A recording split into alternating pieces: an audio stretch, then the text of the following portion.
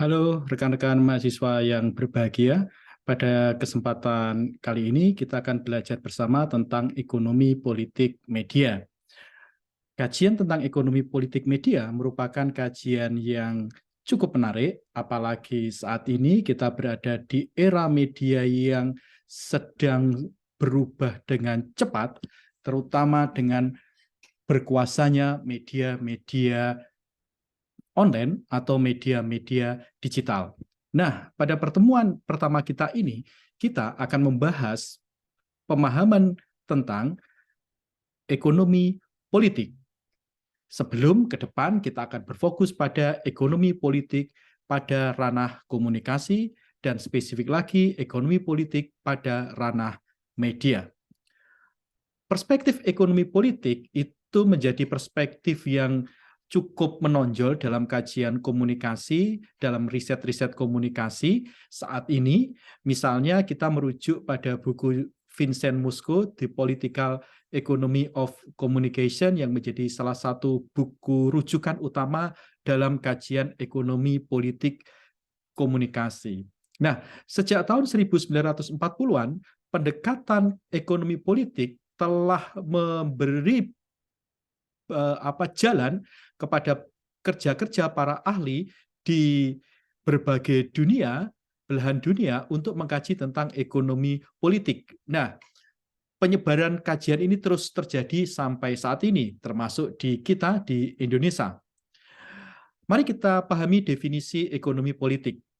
Pertama, ekonomi politik bisa diartikan sebagai studi tentang relasi sosial, khususnya adalah relasi kekuasaan yang mengatur atau berkaitan tentang tiga hal. Pertama, produksi, kedua, distribusi, dan yang ketiga adalah konsumsi dari berbagai sumber daya, termasuk dalam hal ini sumber daya di wilayah komunikasi.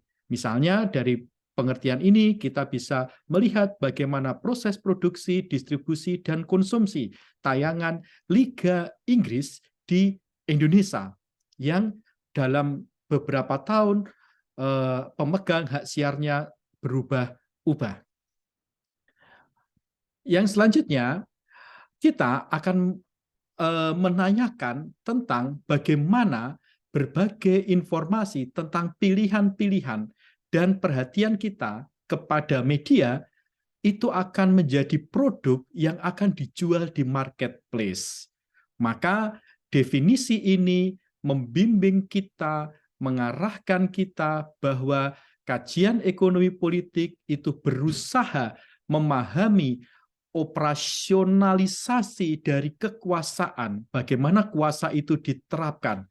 Satu konsep yang menghadirkan kepada kita bagaimana manusia itu menginginkan sesuatu dan bisa jadi mereka tidak menginginkan sesuatu. Ini akan mengarahkan kepada kita mengkaji tentang bagaimana produsen, distributor, dan konsumen, dan apresiasinya adalah tumbuhnya ambiguitas dalam kategorisasi ini. Contoh misalnya, di era digital, kita tidak hanya sebagai konsumen, tapi kita juga menjadi produsen pesan. Nah, ini kan menjadi sesuatu yang menarik, terutama di era user-generated content atau era media sosial saat ini. Definisi kedua mengarahkan pada kita bahwa ekonomi politik adalah kajian tentang pengawasan dan kemampuan bertahan dalam kehidupan sosial. Kontrol atau pengawasan itu merujuk secara khusus bagaimana masyarakat mengorganisasi diri mereka, bagaimana mereka terlibat dalam berbagai problem dan beradaptasi, atau mereka gagal untuk beradaptasi. Nah, kita selalu berhadapan dengan perubahan-perubahan yang terjadi di masyarakat. Contoh misalnya, sepanjang beberapa tahun terakhir, kita melihat kenyataan tentang media-media cetak yang tutup. Ini menunjukkan bahwa media-media cetak tidak mampu beradaptasi dengan era digital. Kemampuan bertahan itu merujuk kepada bagaimana orang itu memproduksi apa yang mereka perlukan untuk mereproduksi diri mereka dan mereka mampu bertahan pada masyarakat yang terus berkembang. Merujuk pada penafsiran ini, kontrol adalah proses politik karena ini berkaitan tentang relasi dalam komunitas dan kemampuan bertahan. Secara utama adalah dalam aspek ekonomi.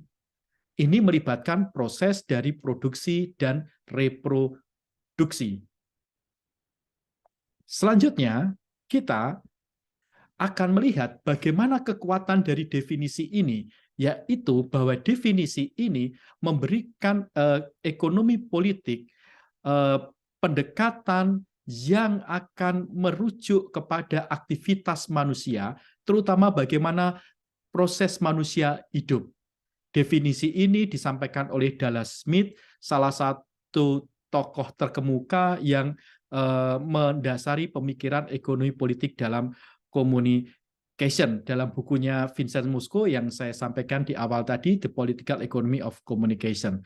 Namun sejak saat itu, sejak Mosco menjabarkan pemikiran Dallas Smith, ada perkembangan dari para pemikir ekonomi politik yang lain yang mengkaji tentang bagaimana manusia saling berhubungan itu selalu berkaitan dengan lingkungan.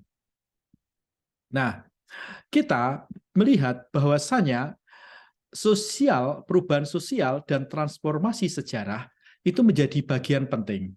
Ekonomi politik itu selalu mendasarkan pada tujuan untuk memahami perubahan sosial dan transformasi sejarah. Para pelatak dasarnya dari kajian ekonomi politik seperti Adam Smith, David Ricardo, John Stuart Mill, mereka adalah para intelektual di Eropa yang hidup di abad 18 dan 19 yang mereka berusaha mengkaji tentang bagaimana revolusi kapitalisme, revolusi industri itu telah menyebabkan perubahan yang sangat besar dalam kehidupan manusia.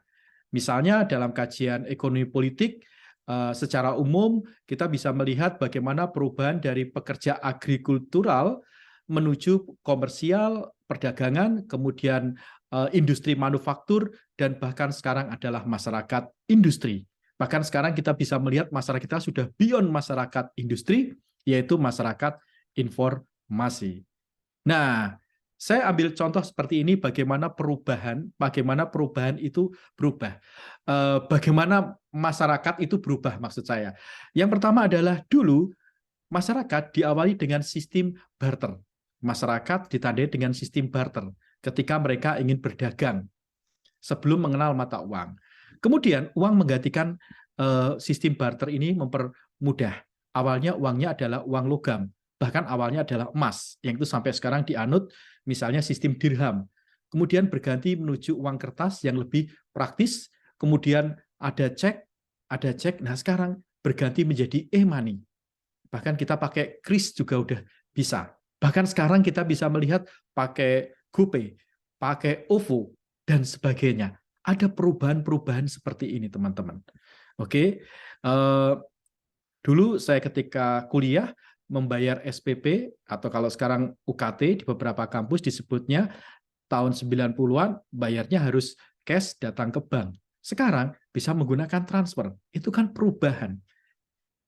Nah, mahasiswa di generasi saya 90-an kalau menerima kiriman dari bapak ibunya di kampung halaman sebagian masih menggunakan wesel. Tapi sekarang saya yakin udah nggak ada yang menggunakan wesel. Semua menggunakan transfer. Bahkan cukup dengan HP, e-banking. Dulu transfer harus ke bank. Sekarang cukup dengan segenggam HP. Nah, ini perubahan yang terjadi. Nah, ekonomi politik selalu melihat totalitas dari relasi sosial. Ekonomi politik juga ditandai dengan ketertarikan untuk meneliti bagaimana masyarakat secara keseluruhan atau totalitas relasi sosial yang membuat ekonomi, politik, sosial, dan area-area budaya. Jadi melihat totalitas relasi sosial dalam konteks ekonomi, politik, sosial, dan budaya. Kata kuncinya adalah totalitas. Oke, nah contoh misalnya, contoh berusaha mengkaji tentang bagaimana buruh dan majikan, kapitalis. Ini kan menjadi sesuatu yang menarik. Kita bisa meneliti dari sisi sosial mengapa penindasan ini terjadi antara kapitalis terhadap buruh. Kita bisa melihat juga tentang bagaimana budaya yang ada di kalangan buruh dan budaya yang ada di kalangan elit kapitalis. Kita bisa melihat relasi sosial di antara mereka. Nah, hal lain dari ekonomi politik adalah filosofi moral. Ekonomi politik juga ditandai dengan komitmennya pada filosofi moral. Ini berarti pada perhatian tentang nilai-nilai yang membantu kita menciptakan perilaku sosial dan prinsip-prinsip sosial tentang bagaimana kita melakukan perubahannya. Misalnya Adam Smith dalam teorinya Theory of Moral Sentiment yang kemudian yang kalau selama ini kita taunya Adam Smith itu Wealth of the Nation gitu. Nah, yang di dalam buku itu Adam Smith menyebutkan tentang value, nilai seperti self-interest, materialisme, dan individual freedom. Yang tiga nilai ini, self-interest, materialisme, dan individual freedom, itu berkontribusi dalam bangkitnya kapitalisme komersial. Seperti yang kita lihat saat ini, bagaimana kapitalisme sosial di era digital. Contoh misalnya, contoh yang terbaru, Twitter. Twitter dulu centang biru itu gratis dan ada seperti proses seleksi. Sekarang orang bisa berbayar ke Twitter. Ini kan bagian dari komersial kapitalisme di era digital. Ketika orang berusaha menunjukkan self-interest-nya, misalnya di Twitter, difasilitasi oleh Twitter yang berbayar. Sosial praksis sosial, karakter yang penting dari ekonomi politik adalah sosial praksis atau fundamental dasar yang menyatukan pemikiran dan perilaku. Secara khusus berseberangan dengan posisi akademik tradisional yang memisahkan riset dari campur tangan sosial dan peneliti itu terpisah dari aktivisme. Ekonomi politik itu berbeda, teman-teman. Ekonomi politik secara konsisten melihat kehidupan intelektual itu harus membawa perubahan sosial dan intervensi sosial untuk kemajuan pengetahuan. Jadi antar perilaku akademik dengan pemikiran itu seirama, harus membawa perubahan. Demikian penjelasan saya tentang ekonomi politik, tentang basic pemikiran tentang ekonomi politik, tentang definisi, tentang moral filosofi dari ekonomi politik. Semoga memberikan perspektif kepada teman-teman untuk memahami ekonomi politik. Semoga bermanfaat. Salam komunikasi.